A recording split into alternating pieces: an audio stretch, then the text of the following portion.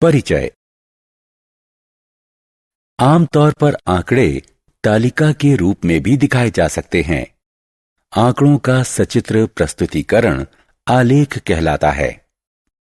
इस अध्याय में हम आयत चित्र और रेखा आलेख के बारे में पढ़ेंगे। आलेख को अच्छी तरह से समझाने के लिए समाचार चैनल और पत्रिकाएं आलेख का उपयोग करती हैं। आलेख से बड़ी आसानी से समझा जा सकता है। ये पाई चार्ट है जिसमें एक पत्रिका की दुनिया भर के विभिन्न देशों में बिक्री की तुलना की गई है। इस तरह हम देखते हैं कि आलेख हमारे जीवन में कितनी अहम भूमिका निभाते हैं। उद्देश्य।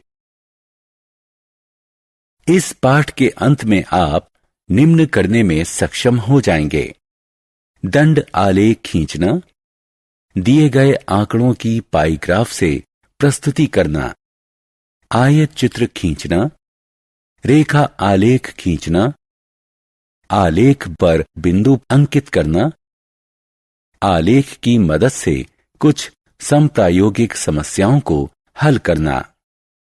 आलेख प्रस्तुति। दंड आलेख। यहां सांख्यिकी आंकड़ों को सचित्र, समान चौड़ाई वाले कई ऊर्ध्वाधर या क्षैतिज आयताकार स्तंभ जो एक दूसरे से समान अंतर पर हैं, के द्वारा दिखाया गया है।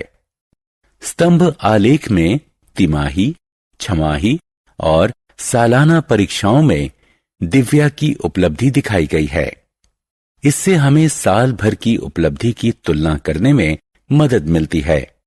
उपरोक्त आलेख से हमें मालूम हुआ कि दिव्या के कुल प्राप्तांक में बढ़ोतरी हो रही है, जिससे पढ़ाई में उसकी प्रगति पता चलती है।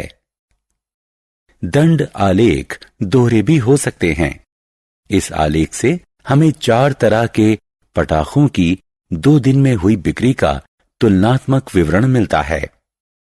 उपरोक्त आलेखों में पहला आलेख एक छात्रा की 3 परीक्षाओं की तुलना दिखाता है।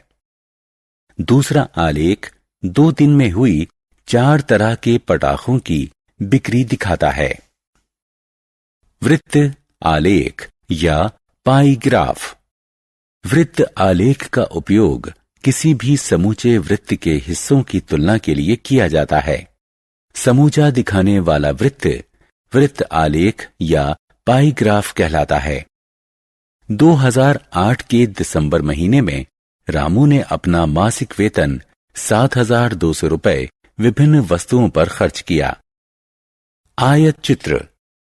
आयत चित्र आवृत्ति वितरण की रेखा चित्रीय प्रस्तुति है, जिसे आयतों के रूप में दिखाया गया है, जिसमें आधार पर कक्षा अंतराल हैं और ऊंचाइयां आवृत्तियों के अनुपात में इस प्रकार दिखाई गई हैं कि किन्हीं 2 आयतों के बीच कोई दूरी नहीं है।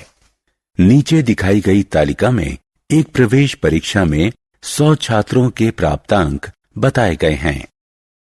रेखा आलेख। रेखा आलेख से वे आंकड़े दिखाए जाते हैं जो समय की अवधि के साथ निरंतर बदलते रहते हैं। उपरोक्त तालिका में चेन्नई शहर का तापमान दिखाया गया है, जो दिन में हर 4 घंटे में लिया जाता है।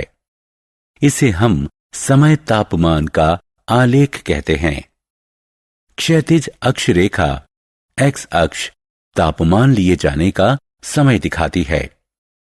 ऊर्ध्वाधर रेखा यानी वाई अक्ष तापमान दिखाती है। प्रत्येक 4 घंटे का तापमान दर्ज करके बिंदुओं के रूप में आलेख में दिखाया जाता है। इन बिंदुओं को रेखा खंडों से जोड़ा जाता है, जिससे बनता है रेखा आलेख।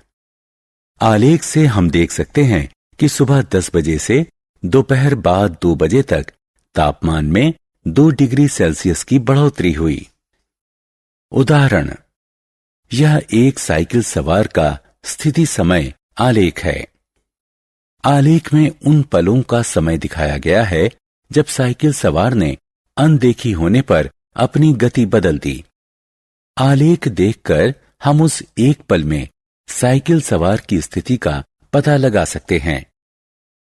किस समय वो किस जगह पर किस गति से जा रहा था, उसने कितनी दूरी तय की, यहां तक कि वो किस दिशा में गया। इस तरह खंड ए बी से हमें पता चलता है कि साइकिल सवार ने 5 मीटर प्रति सेकंड की गति से 20 सेकंड में 100 मीटर की दूरी तय की। खंड बीसी से पता चलता है कि साइकिल सवार 100 मीटर का फासला तय करने के बाद रुका। खंड सीडी में हम देखते हैं कि साइकिल सवार और तेज गति से आगे बढ़ा और 20 सेकंड में उसने 200 मीटर की दूरी तय कर ली। इसका अर्थ यह हुआ कि वो 10 मीटर प्रति सेकंड की रफ्तार से जा रहा था। खंड डी ई में हम पाते हैं कि साइकिल सवार 20 सेकंड के लिए रुका और खंड ई एफ से पता चलता है कि साइकिल सवार मुड़ा और 20 सेकंड बाद उसी जगह पहुंच गया जहां से उसने यात्रा शुरू की थी। वो 15 मीटर प्रति सेकंड की निरंतर गति से साइकिल चला रहा था। निर्देशांक। कक्षा में अपने स्थान का पता लगाइए। इसके लिए आपको 2 संख्याएं चाहिए, एक तो पंक्ति संख्या और दूसरी स्तंभ संख्या। उदाहरणार्थ 3, 2 यानी एक आलेख पर बाएं किनारे से 3 इकाइयां और नीचे के किनारे से 2 इकाइयों पर अंकित हैं। आलेख पर हम x और y अक्ष बनाते हैं और फिर आवश्यक बिंदु उस पर अंकित करते हैं।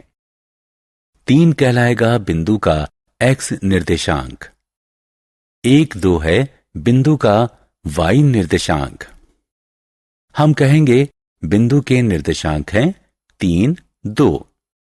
हमेशा पहली संख्या x निर्देशांक को दर्शित करती है और दूसरी संख्या y निर्देशांक को। उदाहरण, आलेख शीट पर बिंदु 4, 5 अंकित करें। क्या ये 5, 4 के समान ही है? हल। एक्स वाई अक्ष का पता लगाएं। O 0, 0 से शुरू करें। पहले 4 इकाइयां दाएं ओर चलें, फिर 5 इकाइयां ऊपर की ओर। हम बिंदु 4, 5 पर पहुंच गए। आलेख पर बिंदु 4, 5 और 5, 4 भिन्न बिंदु हैं। रेखा आलेख। एक आलेख में जो कि अंकित बिंदुओं को एक रेखा में मिलाते हुए तैयार किया जाता है, रैखिक आलेख कहलाता है। अनुप्रायोगिक समस्याएं। दैनिक जीवन में हम सुनते रहते हैं कि विश्व में ईंधन की कीमतें बढ़ने से पेट्रोल की कीमत बढ़ जाती है। अगर पेट्रोल का उपयोग कम किया जाए तो बिल की राशि भी कम रहेगी। इसका अर्थ हुआ कि एक मात्रा का दूसरी मात्रा पर असर पड़ता है। पेट्रोल का बिल पेट्रोल की मात्रा पर निर्भर है। हम कहेंगे कि पेट्रोल की मात्रा स्वतंत्र चर है और पेट्रोल बिल की राशि उसका आश्रित चर है। ऐसी राशियों के संबंध को हम आलेख द्वारा भी प्रदर्शित कर सकते हैं। उदाहरण, मात्रा तथा मूल्य। नीचे दी गई तालिका चावल और उसके मूल्य की मात्रा बताती है। ये आंकड़े दिखाने के लिए आलेख तैयार करें। चावल की किलोग्राम संख्या को एक्स अक्ष यानी क्षैतिज अक्ष पर 1 इकाई बराबर 5 किलोग्राम से चिन्हित कीजिए। चावल के मूल्य को वाई अक्ष यानी ऊर्ध्वाधर अक्ष पर 1 इकाई बराबर 100 रुपए से चिन्हित कीजिए। बिंदुओं को अंकित करें। 10, 300, 15, 450, 20, 600 और 25, 750। बिंदुओं को जोड़ें। आलेख मूल के बीच से गुजरेगा। मान लीजिए हम 17 किलोग्राम चावल का मूल्य जानना चाहते हैं, तो क्षैतिज अक्ष पर 17 ढूंढें, फिर 17 से गुजरते ऊर्ध्वाधर अक्ष का अनुसरण करें जब तक कि वो आलेख P पर ना मिल जाए। P से एक क्षैतिज रेखा लें और 475 पर ऊर्ध्वाधर अक्ष से जोड़ दें। ये मिलन बिंदु 17,475 आपका उत्तर है। ये एक ऐसी परिस्थिति का आलेख है जिसमें दो राशियां समानुपात में हैं। ये आलेख हमेशा रैखिक ही होगा। उदाहरण, मूल और साधारण ब्याज। एक बैंक वरिष्ठ नागरिकों को उनकी जमा राशि पर 11% साधारण ब्याज देता है। जमा राशि और उस पर अर्जित ब्याज के बीच संबंध दिखाने वाला आलेख बनाएं। 500 रुपए के निवेश पर मिलने वाला वार्षिक ब्याज। 88 रुपए वार्षिक साधारण ब्याज अर्जित करने के लिए आपको कितना निवेश करना होगा? हल। क्षैतिज अक्ष पर रुपए का निवेश x में अंकित करें। यहां 1 इकाई बराबर 100 रुपए है। ऊर्ध्वाधर अक्ष पर ब्याज के रुपए को y अंकित करें। यहां 1 इकाई बराबर 10 रुपए है। बिंदु 555, 666, 777, 888, 999, 1110 अंकित करें। अब इन बिंदुओं को जोड़ दें। 500 रुपए x अक्ष पर हमें मिलेगा 55 रुपए ब्याज y अक्ष पर। y अक्ष पर 88 रुपए होने पर जमा राशि होगी 800 रुपए x अक्ष पर। उदाहरण, समय और दूरी। अक्षय किसी कार को लगातार 40 किलोमीटर प्रति घंटा की रफ्तार से चला सकता है। इस स्थिति के लिए समय दूरी आलेख बनाएं। इससे पता लगाएं 160 किलोमीटर की दूरी तय करने में अक्षय ने कितना समय लिया। 2.5 घंटे में अक्षय ने कितनी दूरी तय की। हल। इन राशियों से हमें निम्न तालिका प्राप्त होती है। पैमाना x अक्ष 1 इकाई बराबर 1 घंटा, y अक्ष 1 इकाई बराबर 40 किलोमीटर। क्षैतिज अक्ष समय दर्शाते हैं। ऊर्ध्वाधर अक्ष दूरी दर्शाते हैं। 1 40, 2 80, 3 120, 4 160 तथा 5 200 बिंदुओं को अंकित कीजिए। बिंदुओं को मिलाइए, हमें एक रैखिक आलेख प्राप्त होता है। ऊर्ध्वाधर अक्ष पर 160 किलोमीटर क्षैतिज अक्ष के 4 घंटे के अनुपात में है। क्षैतिज अक्ष का 2.5 घंटा ऊर्ध्वाधर अक्ष के 100 किलोमीटर के अनुपात में है। इसलिए 160 किलोमीटर की दूरी अक्षय ने 4 घंटे में तय की और 2.5 घंटे में वो 100 किलोमीटर की दूरी तय कर सकेगा। सारांश। आइए हमने जो कुछ सीखा है उसे संक्षेप में दोहराएं।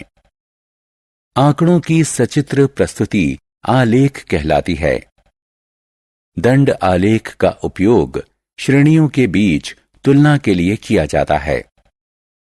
किसी समूचे के हिस्सों की तुलना करने के लिए वृत्त आलेख पाई ग्राफ का उपयोग किया जाता है। आयत चित्र लगातार अंतराल वाले आंकड़ों के लिए दंड आलेख होता है। रेखा आलेख में वो आंकड़े दिखाए जाते हैं जो समय के साथ बदलते रहते हैं। अंकित बिंदुओं को मिलाने पर प्राप्त आलेख एक सरल रेखा होती है। आलेख पर एक बिंदु अंकित करने के लिए हमें x और y निर्देशांकों की जरूरत पड़ती है।